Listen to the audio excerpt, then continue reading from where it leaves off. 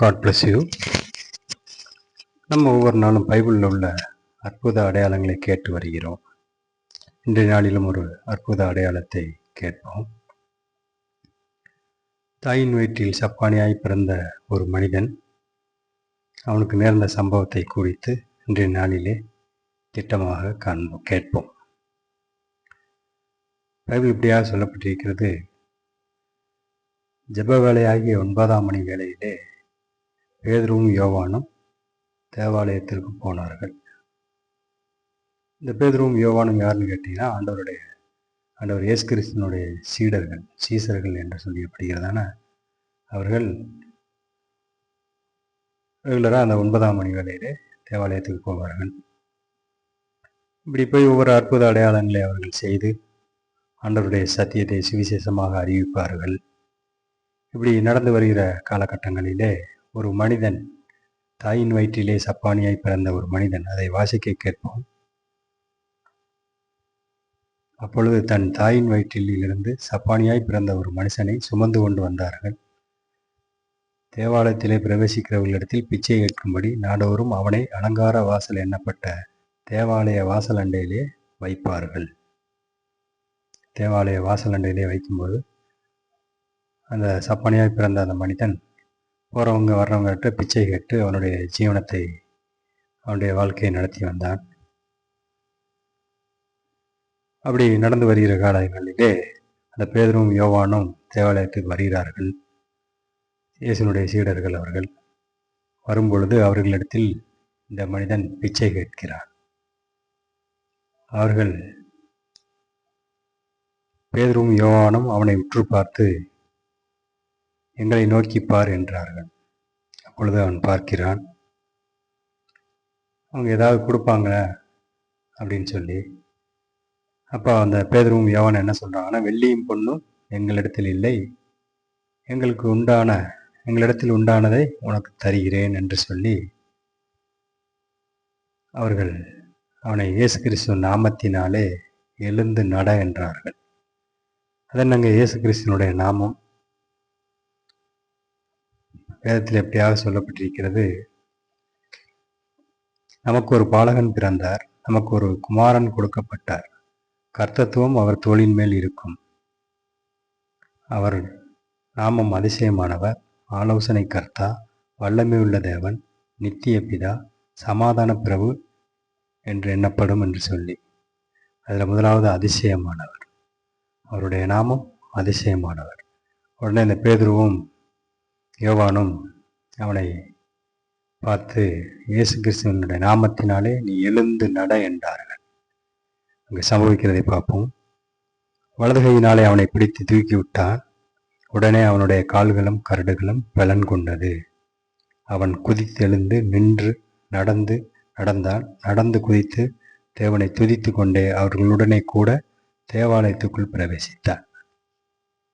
பாருங்க, என்ன ஒரு அற்புத அடையாளம் சொல்லி. தாயின் வயிற்றிலே அவன் சப்பானியாய் பிறந்த அந்த மனிதன், அவன் குழந்தை பருவத்திலிருந்து அவன் மனிதனாய் வரும் வரைக்கும் அவனுடைய வேதனைகள், அவனுடைய போராட்டங்கள் ஒவ்வொரு நாளும் வாழ்க்கையிலே அவனை துன்பத்திற்குள்ளாக்கி அவனை தூக்கி கொண்டு அங்கே வைத்து அவர்கள் பிச்சை எடுக்கும்போது அந்த பிச்சை வருமானத்திலே வைத்து அவனுடைய ஜீவனம் நடந்து வருகிறது. இது சர்ச்சின் ஒளிமுக வாசலிலே இந்த சம்பவங்கள் நடக்கிறது. சீடர்கள் அந்த இயேசு கிறிஸ்துவனுடைய அற்புத அடையாளங்களை அவர் கூட இருந்த நாளில் இருந்து ஆண்டவருடைய நாமத்தை அவர்கள் அறிந்தவர்கள். அந்த மகிமையுள்ள அந்த வார்த்தையானது சொல்ல ஆகும், அது கட்டளையிட நிற்கும் என்று சொல்லி வேதத்திலே சொல்லப்பட்டிருக்கிறது. அந்த வார்த்தை தேன் கூட்டிலிருந்து ஒழுகும் தெளிதேனிலும் மதுரமான வார்த்தைகள். அது இருபுறமும் கற்குள்ள வார்த்தைகள். அந்த வார்த்தை சொன்னால் அது சொன்னதை செய்து முடித்து திரும்பும் என்ற வார்த்தைகள். இப்படியாக இயேசு கிறிஸ்து படகிலே இருக்கும்போது சீடர்களோடு போகும் பொழுது அது கப்பலில் போகும்போது காற்று அடிக்கிறது.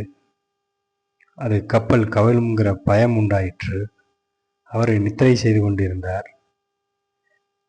சீடர்களோ பயந்தார்கள். நாங்கள் சாகிறது உனக்கு சித்தமோ என்று சொல்லி ஆண்டவரிடத்தில் கேள்வி கேட்கிறார்கள். அவர் காற்றையும் கடலையும் ஒரு வார்த்தையிலே அமைதலாய் இரு என்று சொல்லி அவரை அமைதிப்படுத்தினார். அவருடைய வார்த்தைக்கு வல்லமை உண்டு. அவருடைய வார்த்தை சொல்லாகும், அது கட்டளையில நிற்கும். அப்படி பார்க்கும்போது இவங்க 2 பேரும் அந்த சப்பானியை நடக்க செய்தது ஆண்டவருடைய வல்லமையான அந்த வார்த்தைகள்.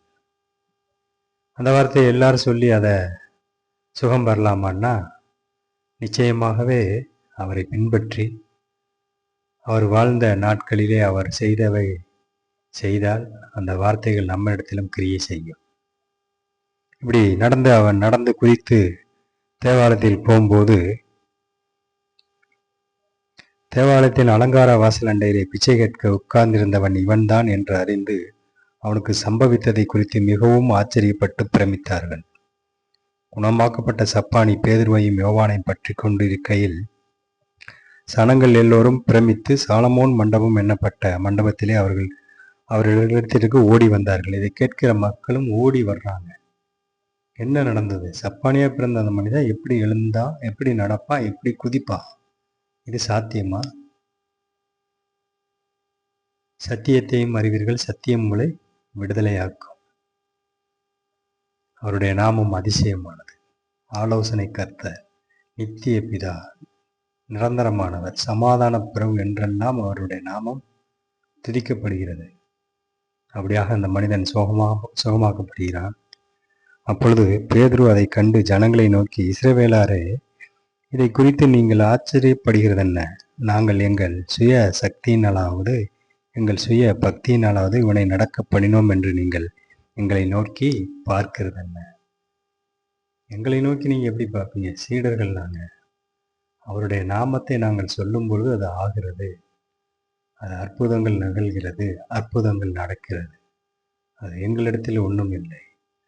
அந்த பிச்சை கேட்கிற மனுஷன் பேரும் யோவானான்னு சொல்கிறாங்க, எங்களிடத்தில் ஒன்றும் இல்லை, வெள்ளியும் பொண்ணும் எங்களிடத்தில் இல்லை, எங்களிடத்தில் உள்ளதை உனக்கு தருகிறேன் என்று சொல்லி. இப்போ அவங்க என்ன பண்ணியிருக்கலாம்? அவர் பிச்சை போட்டிருந்தாங்கன்னா அன்றைய நாட்கான அவங்க அந்த சப்பானியுடைய தேவைகள் பூர்த்தி செய்யப்படும். ஆனாலும் தேவனுடைய திட்டம் என்னன்னு கேட்டிங்கன்னா, அப்போது சனங்கள் கேட்குறாங்க, அவன் சப்பானியாய் பிறந்தது இவன் செய்த குற்றமா, அவனுடைய பெற்றோர்கள் செய்த குற்றமா அப்படின்னு சொல்லி கேட்கும்போது, அப்போ அங்கே அவன் செய்த குற்றம் அல்ல, அவனுடைய பெற்றோர்கள் செய்த குற்றம் அல்ல, தேவனுடைய நாமம் மகிமைப்படும்படியாக அன்றைய நாளிலே அற்புதங்கள் அதை நிகழ்ந்த வேண்டியதாக இருக்கிறது. அப்போது அவருடைய அற்புத அடையாளங்களை பெற்றுக்கொள்ள வேண்டுமானால் அவர் சொன்ன வழியிலே நடக்க வேண்டும். அவருடைய அடிச்சுவடுகளை பற்றி கொண்டு கிறிஸ்துவை அங்கு அடையாளமாக நம் இருதயத்திலே தரித்து கொள்ள வேண்டும். அப்படியாக அந்த மனிதன் நிரந்தரமாக தீர்வு பெற்று அவரை துதிக்கும்படியாக பேதுருவோடும் யோவானோடும் தேவாலயத்துக்குள் பிரவேசித்தான் என்று சொல்லி இந்த சம்பவத்திலே பார்க்கிறோம். அப்படியானால் நெடுங்காலமாய் அவன் கஷ்டங்கள், பிரச்சனைகள், போராட்டங்கள் எவ்வளோ இருந்திருக்கும். ஒரு கால் இல்லைன்னா கூட நம்ம ஒரு காலை வச்சு சரி பண்ணி நம்ம பொழப்ப ஓட்டலாம். அவனும் 2 கால்களும் சப்பானியாய் பிறந்த அந்த மனிதன் எவ்வளோ வேதனையாக இருந்திருக்கும். தூக்கி கொண்டு போகிறவங்களுக்கும் ஒரு வேதனையாக இருந்திருக்கும். டெய்லி இவனுக்கு வேலை இல்லையா, நம்ம பொழப்புத்தனம் பார்க்க வேண்டாமா? அதெல்லாம் அவன் காதை கேட்டிருக்கும், அவன் வேதனைப்பட்டிருப்பான். இருந்தாலும் அவன் இருக்கிற இடத்தை பார்த்தீங்கன்னா, ஒளிமுகல் வாசல் எனப்படுகிறான தேவாலயத்தின் வாசல் அண்டையிலே அவனை உட்கார வைப்பார்கள். ஒரு நாளில் அவனுடைய வேதனைகள் முடிந்து போனது. அவனுடைய நிரந்தர தீர்வு, அவன் எழுந்து நடந்து குதித்து எழுந்து தேவாலயத்திற்கு போனான் என்றால் அவன் தொடர்ந்து அவன் வேலைகளை செய்து அவன் ஜீவனுக்கு உண்டான சம்பளத்தை அவன் மற்றவர்களிடத்திலிருந்து எதிர்பார்க்காமல் அவன் வேலை செய்து பிழைத்திருக்கக்கூடும். அவன் இருந்த இடம் எதுன்னு மட்டும் பாருங்க, தேவாலயத்தின் வாசல் அண்டை. ஒவ்வொரு நாளும் வர்றவங்களை முகத்தை பார்த்து அவனுக்கு ரொம்ப கஷ்டமாக இருக்கு. டெய்லி இவங்களோட கேட்டு கேட்டு நம்ம வேதனைப்படுறோமேன்னு அவனுடைய ஏக்கங்களை அறிந்த ஆண்டவர் அன்றைய நாளிலே ஒரு அற்புத அடையாளத்தை செய்தார். கடவுள் அவனை ஆசீர்வதித்தார். அவர் நம்ம ஒவ்வொருவரையும் ஆசீர்வதிக்க சித்தமாக இருக்கிறார். நமக்கு 4 பிள்ளைங்க இருந்தாங்கன்னா, ஒருத்தரை நல்லா படிக்க வைக்கணும், இன்ஜினியர் படிக்க வைக்கணும், டாக்டருக்கு படிக்க வைக்கணும், எப்படியாவது பெரிய ஆளை கொண்டு வரணும், வாழ்க்கையில் கஷ்டப்படக்கூடாது அப்படின்னு சொல்லி நம்ம பிள்ளைகளுக்காக பார்த்து பார்த்து ஒவ்வொன்றையும் செய்வோம். ஆனால் நம்மை படைத்த தேவனானவர் நம்ம ஒவ்வொருவர் மேலும் அவர் கரிசனை உள்ள தேவனாக இருக்கிறார்.